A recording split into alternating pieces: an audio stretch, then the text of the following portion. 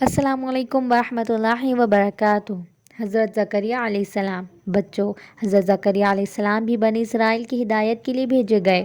آپ کے زمانے میں بنی اسرائیل کی حالت بہت خراب تھی، مگر پھر بھی ان میں نیک لوگ بھی تھے، اور ایسی عورتیں بھی تھیں جو اولاد کو دین کے لیے وقف کر دیتی تھی، اور ان سے دنیا کا کام نہ لیا جاتا تھا۔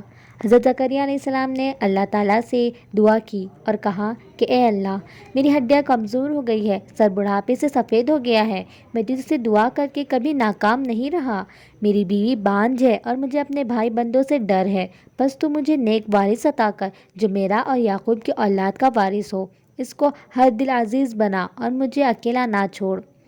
ایک روز حضرت زکریا علیہ السلام نماز پڑھ رہے تھے تو فرشتوں نے انہیں آواز دی کہ اللہ تمہیں یحییٰ کے پیدا ہونے کی خوشخبری دیتا ہے، یہ اللہ کے حکم کی تصدیق کرے گا، لوگوں کا پیشوا، پاک دامن اور نیک بخت نبی ہوں گا۔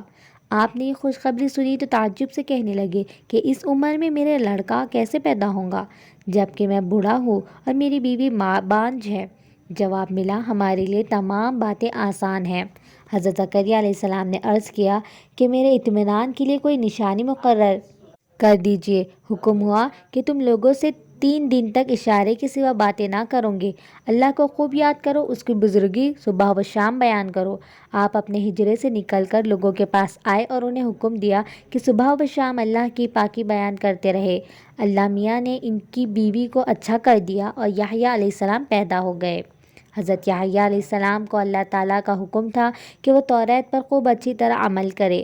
ابھی حضرت یحییٰ علیہ السلام بچے ہی تھے کہ اللہ تعالیٰ نے ان کو دانائی بخشی، رحم دلی اور پاکیزگی عطا کی۔ وہ پرہیزگار تھے اور اپنے ماں باپ کے ساتھ بھلائی کرتے تھے، وہ سرکش اور نافرمان نہ تھے۔